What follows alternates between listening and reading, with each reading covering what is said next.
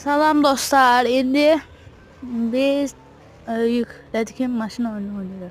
Bu daha doğrusu çox oynamışam, ona görə bence süper maşın var. Bu maşın adını bilənlər yoruma yazsın.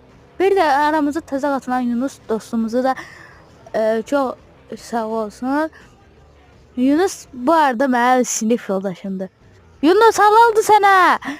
5 abonədən 6'ya çıxartdın. Like da atın. Mənim postlardan bir də üzümü göstərəcəm var idi. Ona da like atın. Like atsaz üzümü göstərəcəm.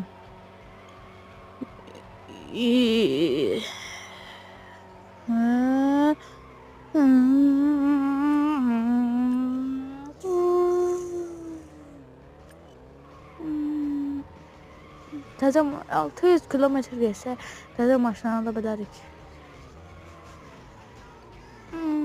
Ona nə oldu həndə atım?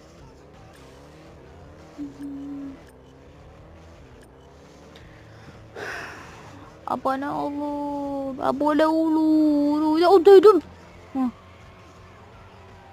Hiç ne yok idi, dəydim niyə dedim Ay.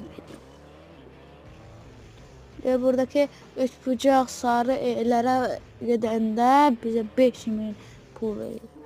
Hoppa. Hadi dedim. O.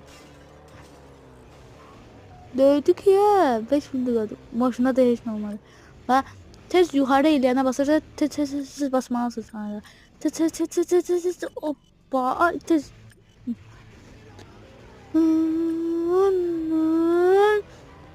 Dur.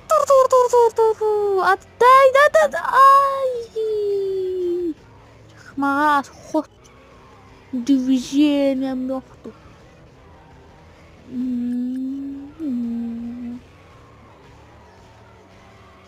Drift moduna basan gibi tez gidiyor. Ay. Dur.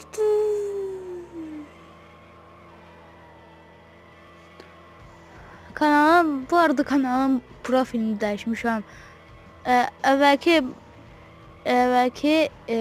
Əvvəlki profilim kırmızı Manchester United'da Ronaldo'ydu. Bu ise qara Manchester United'da. Sonuna yaxınlaşırıq videonun. Qurtarır da. Sağ olun. Bye.